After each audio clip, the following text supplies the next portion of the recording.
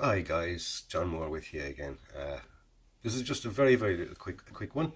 It's just a quick update on current progress on the M24 Chaffee from Italeri, and we'll just have a look and see what I've got done. Like I said, this is going to be a very quick update. The last time you saw her, she was all ready for painting and things. So here she is. She's already painted up now. She's in her Sunday best, undamaged, done anything else.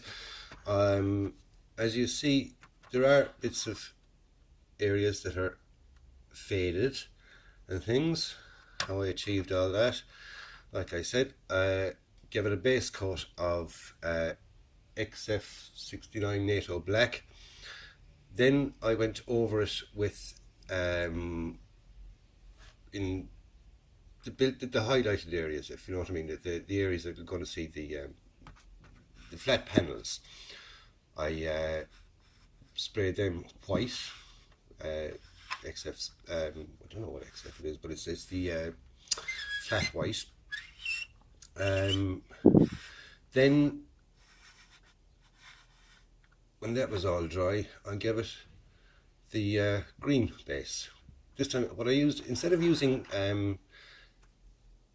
olive drab, I used the NATO green, which is a nice light colour, because when you start adding uh, washes, dark washes and mud washes and things like that, you start darkening it up. And I want it reasonably light, because I've noticed that the French ones, they were, yes, it was an olive drab, but it was a very light olive drab.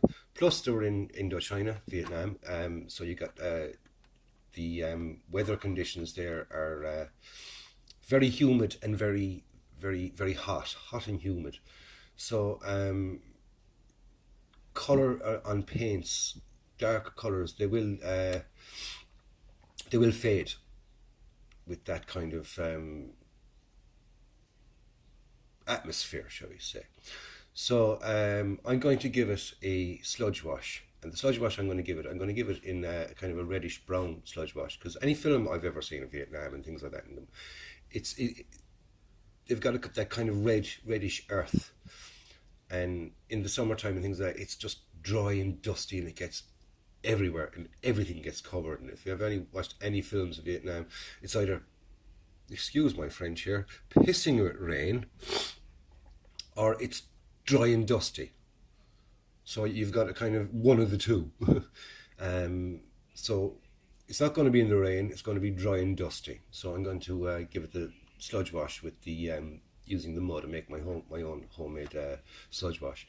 When that dries, it looks lovely, because it looks like kind of dried in mud, and then I can wipe it off all the areas I don't want that in, and it's in the little crevices and things where it would get. So that's my next step with this. I've got all the decals on. We'll have a nice close look at it. Um, as you can see, the fading in the panels came out quite nice. I was quite happy with how that turned out. Um, decals went on nicely. The spare tracks there painted up in the black.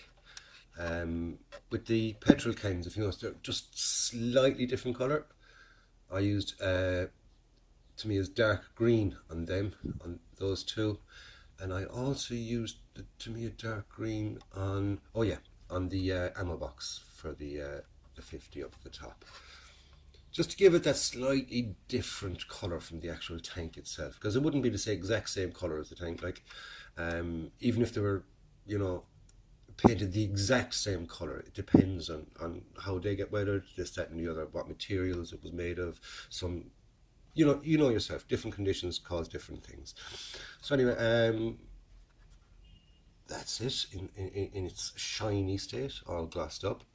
So like I said, right, just waiting for the decals to properly bed in. Um, just before I started this video, I looked at that decal and it was all wrinkly from using the microsol, but she's bedded in nicely.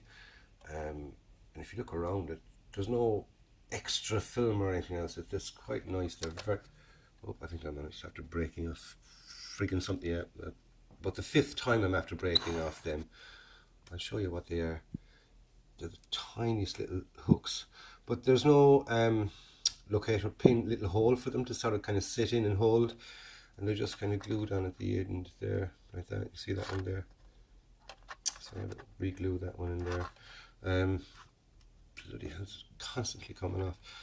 What I do is I'm actually going to leave it off until I'm finished the mud sludge wash, because I know I'm going to knock it off again.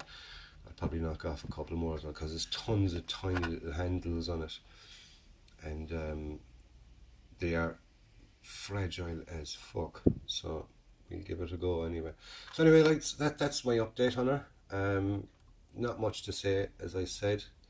The detail painting done there on the Pioneer tools. Now, according to the instructions, there was another bar and a handle for the pickaxe. You see the pickaxe head is in there, right?